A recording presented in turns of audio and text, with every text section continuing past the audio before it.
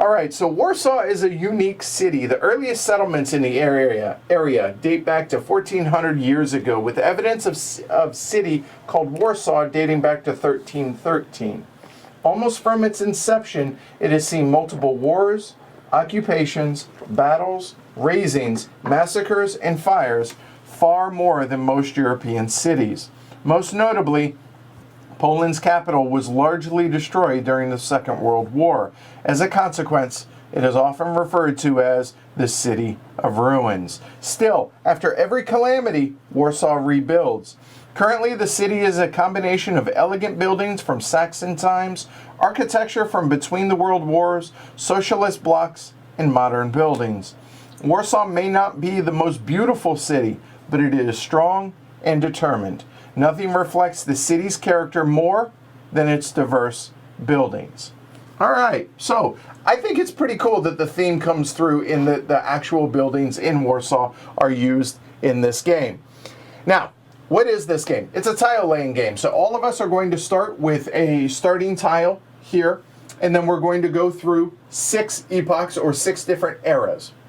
There are special buildings that will be awarded to players that meet certain criteria here. And then there is World War I between the 3rd and 4th epoch, and then between the 4th and 5th, we have World War II. Each of us starts with 6 zloty, I believe is what it was called back then, right? Zloty, yeah. Zloty. I will do my best. So we will try and call it that. So we're going to start out with 4 tiles from the first epoch. And it's a drafting game and tile laying game. So we're each going to start with 4. In odd rounds, we are going to pass clockwise. In even rounds, we will pass counterclockwise. Choose one, and then once we all have chosen, we're going to then either choose to build the tile adjacent to existing tiles, paying the cost that's printed on the tile, or discarding the tile for 3 zloty. There you go. Rinse and repeat, and do that over the course of 6 epochs. Now, some examples, as well as the whole point of the game, is scoring victory points. I should point out we have a victory point track around the outside, around the outside, around the outside. All right, so this is what a city might look like as we advance throughout the game. As I mentioned, the game takes place over 6 epochs, with 4 tiles possibly being built per round.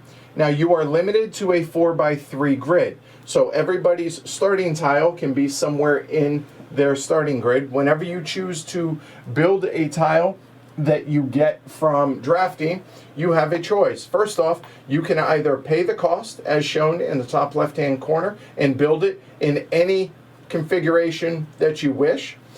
The only rules of which is it must be orthogonally adjacent to at least 1 tile in your city. In addition to that, again, it must maintain the 4x3 grid. Or you can choose to discard the tile for 3 money or 3 zloty. Now, you can overbuild. At any point, you can overbuild. There is, to the best of my knowledge, no limit on how high you can overbuild. So if you don't want one of these tiles, you can just overbuild it, and by doing so, you would pay the difference between this and this. So in this case, you do not get a refund of 4 zloty. It just would be free in which to build, like so. The whole reason we are going to be doing this is at the end of each of the 6 epochs, we're going to go through scoring in this order. So the first one is each park, these green areas being park. You choose 1 park, and then you're going to score a number of victory points based on how many residential areas are adjacent to that park. So if I choose this park, I have 1 residential. If I choose this one, I have 1 big residential.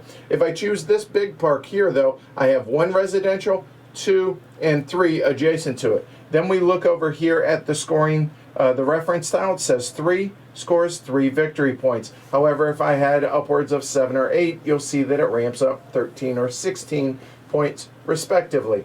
Each player will score those in turn order, and then we go on to the purple one. Purple one says score whatever victory points are shown on that tile. 2 points. Easy enough. Each yellow building or commercial district, this is the one thing that confuses me, because in a small city as well as suburbia, it uses a different color coding for industrial and commercial. Anyway, the yellow buildings, you get income. You get 1 zloty for each adjacent red. So you'll notice that this one has 1, 2, and this one has that. So I would get 3 income for that one. Then for each blue or each industrial, you'll get money as shown on it. So in this case, I would get 2 money. However, I'm going to lose 1 victory point for it being adjacent to a red residential area. Then the buses. So you'll notice that on my tiles, I have a bus tile here, here, as well as one there. You're going to score 2 points for each as long as you have a minimum of 2 and they're not orthogonally adjacent. What I mean by that is if this were like this would be adjacent, this would actually only count as 1. And now would be a good time to talk about areas. In the rule book, it describes things as areas. An area is one contiguous group of the same color buildings. So this is one area of a park. This is one area of a residential. Whereas different park, different park, different park, because those are separated. If that had been like this, then all of this would be one park. We get the point on that, right? Then last but not least, additional money and victory points from any special buildings that may be built. So the airport here, you'll see at the end of every round, you can turn in 6 zloty for 3 victory points or 3 victory points for 9 zloty. You can do that a maximum of 1 time per round. Do that over the course of 6 rounds or 6 epochs, going through different tiles. If you'll show, grab a stack of tiles, you'll see each set has a different, there you go, each epoch has a different color, as well as they get better as we go along. Whoever has the most victory points wins at the end of 6 rounds. Any questions? Good, let's get started.